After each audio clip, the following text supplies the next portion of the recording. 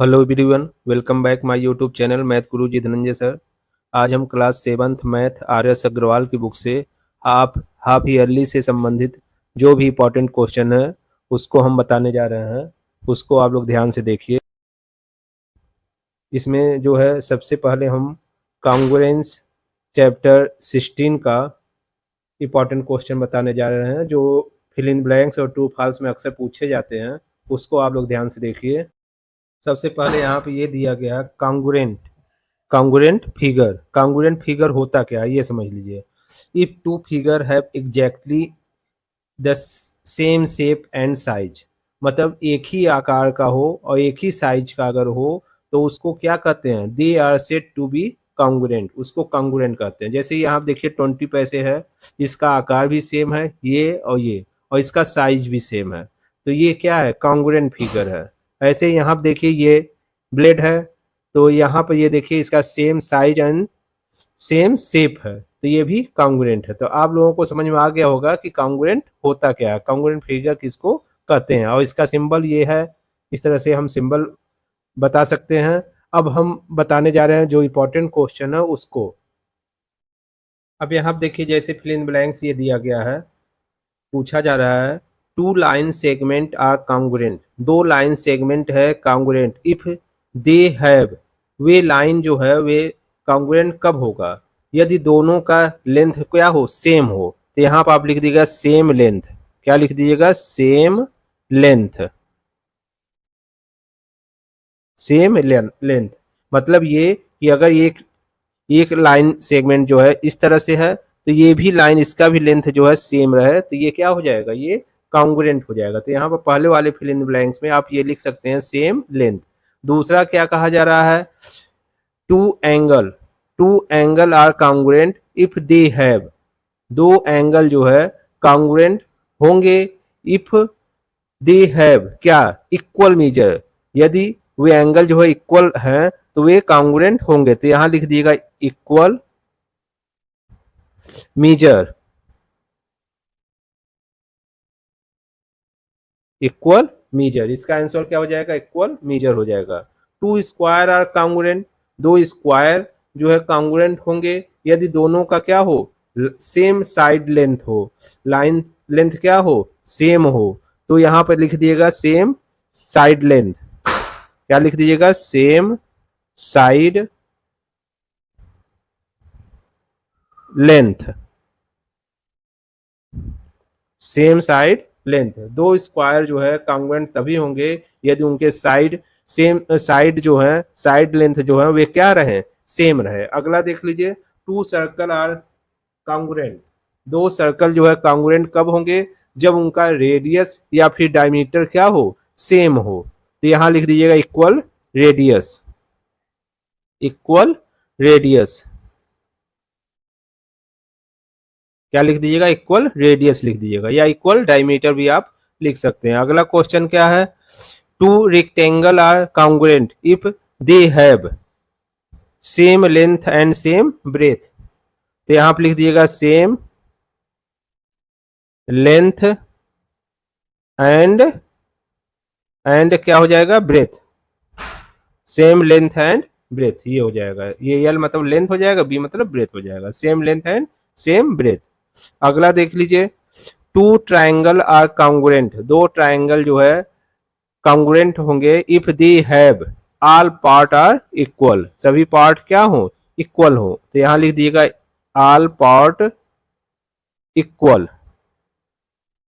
Equal ये हो जाएगा। ऑल पार्ट इक्वल ये हो जाएगा। अब उसके बाद ये फिल इन ब्लैंक्स आप लोगों ने ध्यान से देख लिया होगा, समझ लिया होगा। अब उसके बाद ट्रू फॉल्स यहाँ दिया गया है। ये भी कांग्रुएंस चैप्टर में ये भी इंपॉर्टेंट है, ये भी अक्सर एग्जाम में पूछा जाता है। तो इसको देख लीजिए क्या ट्रू है और कौन सा फॉल्स है, उसको समझ लीजिए आप। तो पहला क्या है दिया गया है? पहला question, all square are congruent. Are square are congruent, क्या ये ट्रू होगा? सभी स्क्वायर क्या कांग्रुएंट होते हैं? तो सभी स्क्वायर कांग्रुएंट नहीं होते हैं, तो ये क्या हो जाएगा? फॉल्स हो जाएगा। मतलब ये कहने का मतलब है, मान लीजिए एक स्क्वायर ये है इस तरह से और एक स्क्वायर ये है, ये भी तो स्क्वायर ही है ना, तो क्या ये दोनों सेम होंगे? नहीं। दो ये दोनों कांग्रुएंट नहीं होंगे, तो ये यहाँ क्या लिख दीजिएगा, all square are congruent false हो जाएगा। अगला क्वेश्चन देख लीजिए, अगले में क्या पूछा जा रहा है, if to square have equal area, दो स्क्वायर का एरिया क्या है, इक्वल है, एरिया क्या है, इक्वल है दो स्क्वायर का, तो दे आर कांग्रुएंट, तो वे कांग्रुएंट होंगे, तो ये क्या हो जाएगा, ये ट्रू हो जाएगा, ये ट्रू हो जाएगा। अगला क्वेश्चन देख लीजिए, if two figure have equal area, दो फिगर का एरिया इक्वल हो, दो फिगर का एरिया क्या हो, इक्वल हो, तो दे आर कांग्रुएंट, तो क्या वे कांग्रुएंट होगा, तो आप क्या लिखिएगा इसको, फॉल्स, नहीं, यदि इक्वल एरिया इक्वल हो तो वे कांग्रुएंट नहीं होगा, क्योंकि उसका शेप तो अलग अलग भी हो सकता है, तो एरिया तो सेम हो सकता है लेकिन शेप सेम हो सकता है ना हो, तो ये फॉल्स हो जाएगा। अगला क्वेश्चन, क्वेश्चन नंबर 4, क्या दिया गया है, if two triangle are equal in area, यदि दो ट्राइंगल जो है वे एरिया क्या है, दो ट्राइंगल का इक्वल एरिया है, तो दे आर कांग्रुएंट, तो क्या वे कांग्रुएंट होगा, तो हम यहाँ पे लिख देंगे ये फॉल्स है, ये क्या होगा, फॉल्स हो जाएगा, ये क्या हो जाएगा, फॉल्स हो जाएगा।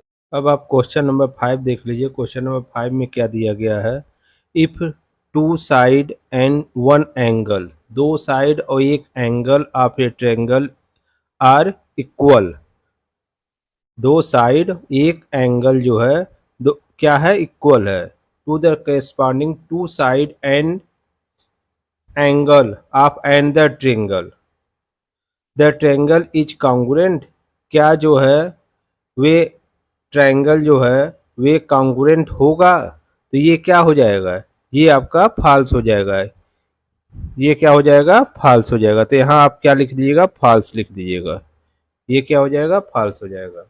अब अगला क्वेश्चन देख लीजिए, question number 6, if two angles and any side of a triangle are equal in corresponding angle and the side of the other triangle, then the triangle is congruent, यदि दो angle any side and any side of triangle is equal, दूसरे angle और side of another triangle के, तो क्या वे congruent होगा, तो ये क्या हो जाएगा, हाँ ये कांग्रुएंट होगा, तो ये क्या हो जाएगा, ट्रू हो जाएगा।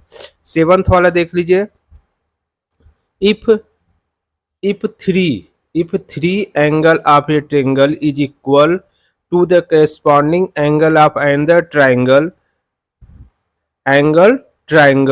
Then the triangle are congruent, तो ये क्या हो जाएगा आपका, ये फॉल्स हो जाएगा, ये क्या हो जाएगा, फॉल्स हो जाएगा। और उसका क्वेश्चन नंबर ये देख लीजिए 8 वाला भी आपका क्या हो जाएगा, ये ट्रू हो जाएगा, 8 क्या हो जाएगा, ट्रू हो जाएगा। और 9 क्या होगा, if the hypotenuse of a right triangle is equal to hypotenuse of another right triangle then the triangle is congruent, तो क्या ट्रायंगल जो है कांग्रुएंट होगा, नहीं, तो ये क्या हो जाएगा, फॉल्स हो जाएगा। अगला, if two triangle are congruent then their corresponding side and their corresponding angle are congruent, तो ये ट्रू होगा, ये ट्रू होगा। उम्मीद है ये ट्रू और फॉल्स और फिल इन द ब्लैंक्स आपको समझ में आ गया होगा इस चैप्टर का। अब हम अगले चैप्टर का बताने जा रहे हैं, ट्रू फॉल्स, उसको आप लोग ध्यान से देखिए। अब आप रेशनल नंबर के कुछ इंपॉर्टेंट ट्रू और फॉल्स देख लीजिए जो एग्जाम में अक्सर पूछे जाते हैं, उसको आप लोग ध्यान से समझ लीजिए। इसमें ये कहा जा रहा है -3/5 lies to the left of 0, क्या -3/5 जो है वे नंबर लाइन में जीरोस के लेफ्ट होता है, तो ये समझ लीजिए ये नंबर लाइन है, तो हमेशा जीरो जो होता है, जीरो के बाद इधर जो होता है लेफ्ट साइड में वे क्या होता है, माइनस होता है, और राइट साइड में क्या होता है, प्लस होता है, तो ये क्या हो जाएगा, ये कहा जा रहा है क्या -3/5 lies to the left of the 0 on the number line, क्या ये लेफ्ट साइड में होगा, तो यस, तो ये क्या हो जाएगा, ये ट्रू हो जाएगा। पहला क्वेश्चन क्या हो जाएगा, ट्रू हो जाएगा। दूसरा फिर कहा जा रहा है यहाँ पर कि -12/7 lies to right of the 0, क्या माइनस वाले मतलब निगेटिव नंबर जो होते हैं वे 0 के राइट साइड में होते हैं नंबर लाइन में, नहीं, वे जीरो के लेफ्ट साइड में होते हैं, तो ये क्या हो जाएगा, ये आपका फॉल्स हो जाएगा, ये क्या हो जाएगा, फॉल्स हो जाएगा। उसके बाद तीसरा क्वेश्चन देखिए। अब उसका क्वेश्चन नंबर 3 देख लीजिए। क्वेश्चन नंबर 3 में ये पूछा जा रहा है 1/3 and -5/2 lies on the opposite side of the zero on the number line. ये नंबर लाइन है, इसमें ये कहा जा रहा है यहाँ पे जीरो होगा, यहाँ पे क्या होगा, निगेटिव नंबर होंगे लेफ्ट साइड में, और राइट साइड में क्या होगा, पॉजिटिव नंबर होगा। क्या होगा, पॉजिटिव नंबर। ये कहा जा रहा है पॉजिटिव और निगेटिव एक दूसरे के अपोजिट साइड में है। तो देखिए यहाँ पर ये निगेटिव है और ये पॉजिटिव है, दोनों अपोजिट साइड में, तो ये क्या हो जाएगा आपका, ये ट्रू हो जाएगा। ये क्या हो जाएगा आपका, ट्रू हो जाएगा। अगला क्वेश्चन देखिए, इसमें ये कहा जा रहा है कि -18/-13 lies to the left of the zero on the number line. क्या -18/-13 जो है लेफ्ट साइड में होगा, तो यहाँ आप देखिए ये दिया गया है -18/-13, तो माइनस से माइनस कैंसिल हो जाएगा, क्या आ जाएगा 18/13। तो ये कौन सा नंबर, पॉजिटिव है ना, तो क्या ये लेफ्ट साइड में होगा पॉजिटिव, नहीं, ये राइट साइड में होगा, तो ये क्या हो जाएगा, ये फॉल्स हो जाएगा। क्या हो जाएगा, फॉल्स हो जाएगा। फिफ्थ वाला देख लीजिए, -5/-8 lies on the right of the -5/7 on the number line. यहाँ पर देखिए ये -5/-8 जो है वे पॉजिटिव है, क्यों, क्योंकि दोनों साइड न्यूमरेटर और डिनोमिनेटर दोनों में है, तो ये दोनों कैंसिल हो जाएगा, तो ये पॉजिटिव बन जाएगा, तो ये हो जाएगा 5/8 lies on the right of the -5/7, तो -5/7 के राइट साइड में होगा ना क्या 5/8, तो ये सही है, तो ये क्या हो जाएगा आपका, ट्रू है। उम्मीद है ये भी क्वेश्चन आपके ट्रू और फॉल्स जो है अच्छे समझ में आ गए होंगे। अब अगला हम क्वेश्चन बताने जा रहे हैं, उसको आप लोग ध्यान से देखिए। और वीडियो जो है वे फर्स्ट और सेकंड इस तरह से दो पार्ट में बनाए हैं, उसको दोनों को आप लोग देखिएगा।